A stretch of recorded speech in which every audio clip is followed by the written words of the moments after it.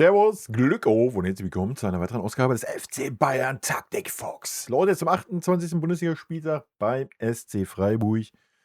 Und bevor ich euch da ein bisschen was zu erzählen und euch meine Aufstellung zeige, wie immer der Hinweis, wenn euch gefällt, was ihr seht, hypen, liken, kommentieren, abonnieren, Glocke aktivieren, wenn ihr nichts verpassen wollt. Und vielen lieben Dank dafür. Ja, Leute, 28. Bundesligaspieltag beim SC Freiburg. Das Spiel vor Real Madrid unter der Woche, was natürlich sehr wahrscheinlich mehr der Fokus drauf liegen wird. Ich gehe davon aus, das werden wir auch in der Aufstellung sehen, das werden wir auch in meiner Aufstellung sehen. Nichtsdestotrotz, ja, eins der schwierigeren Spiele in der Bundesliga, gerade auswärts, brauchen wir gar nicht drüber reden, haben uns die letzten Jahre sehr schwer getan. Freiburg auch eine sehr gute Mannschaft. Sorry. Auch Freiburg unter der Woche international gefordert, ja. Also auch für Freiburg eine starke Woche. Hm. Ergebnistipp nehme ich schon mal vorweg. 3-1 für uns tippe ich. Auch Harry Kane verletzt, nicht dabei. Nicholas Jackson gesperrt. Jo, alles gut. Wir werden es sehen. Ja, es wird natürlich darauf ankommen, wie viel PS bringt Freiburg auf den Rasen, wie viel PS kriegen wir auf den Rasen. Ja, ich glaube, das ist so der Schlüssel.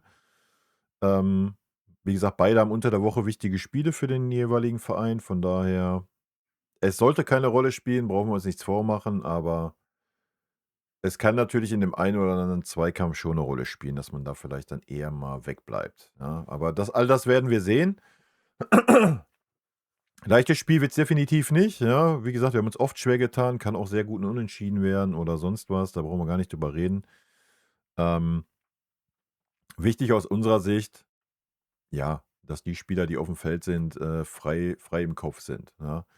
Und ich denke, das ist auch noch mal 'ne gute Geschichte für die Spieler, die vielleicht nicht so im Fokus stehen und die nicht in der ersten Elf sind, sage ich mal, noch mal 'n Zeichen zu setzen vor den wichtigen, hoffentlich Wochen, ja, je nachdem, wie es gegen Real läuft, um sich da vielleicht noch mal in den Fokus zu bringen, ja. Ansonsten ist es natürlich ein Spiel nach einer Länderspielpause, Katastrophe, vor Real Madrid.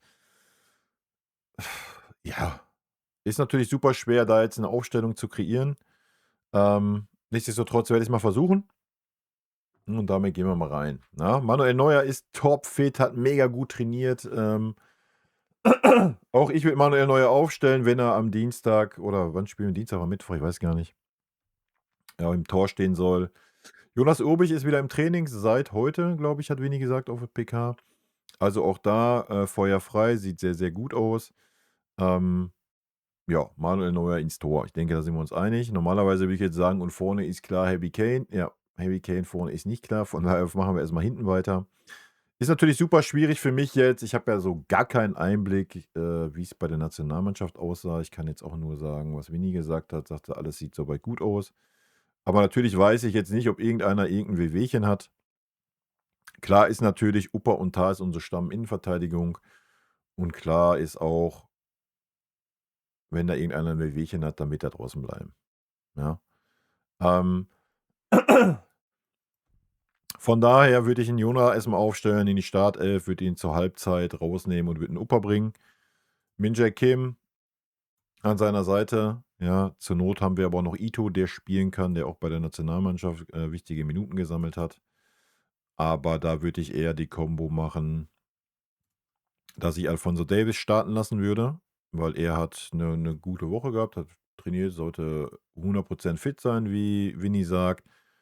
Und dann würde ich auch da 60. rum Ito bringen, genauso wie ich hier Upamecano für Jonathan Tah bringen würde,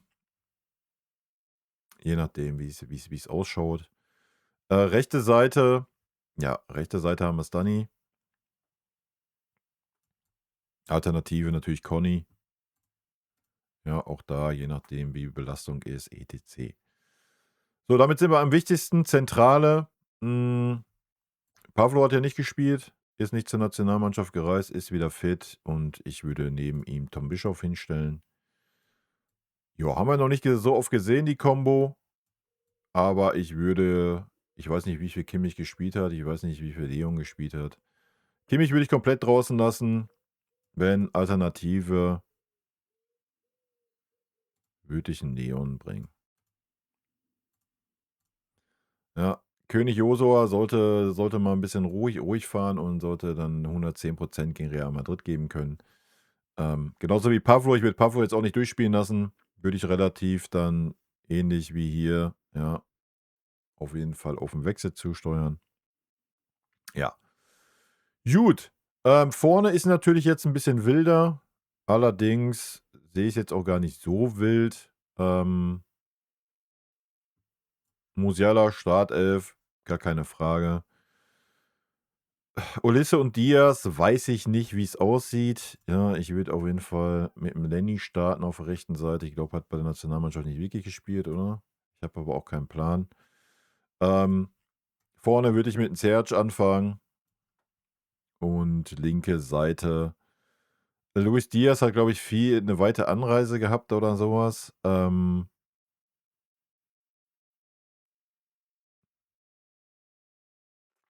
Ja, man könnte den Move natürlich auch so machen. So und haut 'n Rafa da rein. Ja, du könntest aber auch 'n Rafa einfach wir können's auch so rum lassen. Ja, und stellst 'n Rafa ich meine, der kann den linker Verteidiger mal gelernt, der kann auch über 'ne linke offensive Seite kommen, ja. Ähm, ja, Diaz und Olise würde ich draußen lassen. Wir haben mit Heavy schon 'n Ausfall, wo noch nicht feststeht, ob der gegen Real Madrid überhaupt wieder fit wird.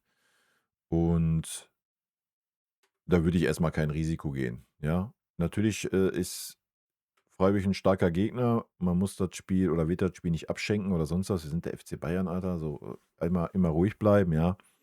Aber ich würde das Risiko minimieren. Machen wir uns nichts vor, wenn Heavy ausfällt gegen Real Madrid, wäre es 'ne Katastrophe, wenn Diaz oder Olise auch noch ausfallen würden, ja.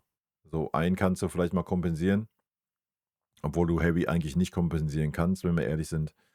Aber wenn dann noch jemand wegbrechen würde, dann wäre Katastrophe, ja. Und das Risiko würde ich persönlich nicht nehmen.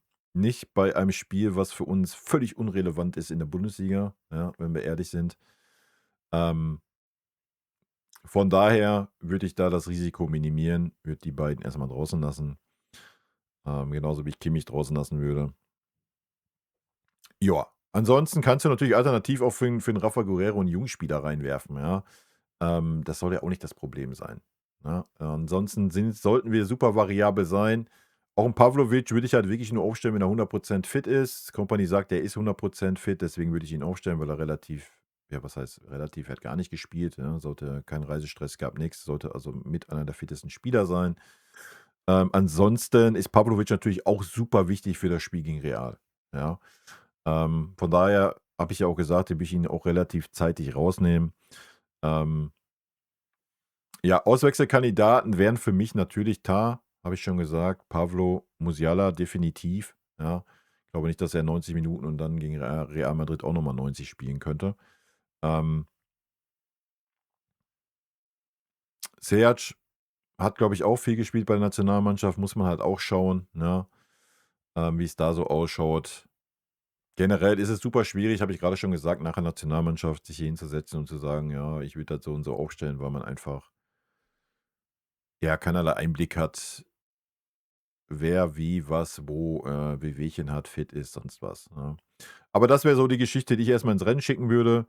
Ähm Alternativen, ja, na klar haben wir Alternativen, ja. Natürlich kannst du in der 60., je nachdem, wie ich schon sagte, wie fit, wie nicht fit, ob's Sinn macht oder nicht Sinn macht vielleicht dem einen oder anderen Spieler noch 'n paar Minuten geben, wobei ich jetzt nicht glaube, dass 'n Diaz oder 'n Olise unbedingt 'n paar Minuten braucht, um zu sagen, „Ja, ich brauche die Spielfitness für Real Madrid“ oder so 'n Mist, ja.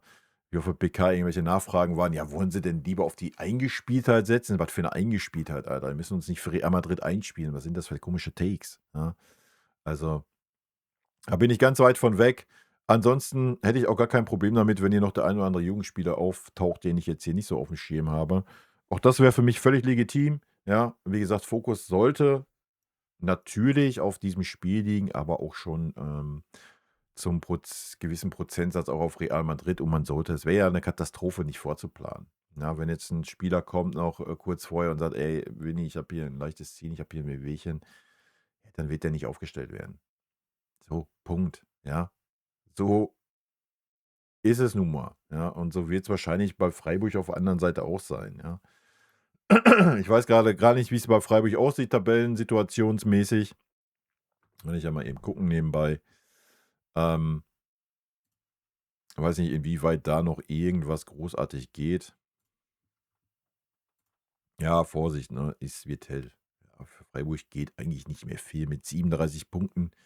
Wäre noch Platz 7 drin, wo Frankfurt ist mit 38, aber Leverkusen ist schon 9 Punkte weg. Also da wird wahrscheinlich auch nicht der Fokus sein, komm, wir reißen uns jetzt hier alles raus und 120%, wenn man dann auch unter der Woche ein Europapokalspiel hat. Ja. Wäre jetzt so mein Take. Aber wir werden es sehen. Ich hoffe auf ein gutes Spiel. Mit hoffentlich einem guten, positiven Erlebnis natürlich für uns, ja, dass wir voller Elan und Selbstbewusstsein in das Spiel gegen Real Madrid gehen können. Ja, aber darum soll es jetzt noch nicht gehen. Darüber sprechen wir, wenn es soweit ist. In diesem Sinne, rot-weiße Grüße, haut rein, bis dann. Tschüssi. Vielen lieben Dank für euren Support hier auf dem Kanal. Und in diesem Sinne, gute Freunde kann niemand trennen.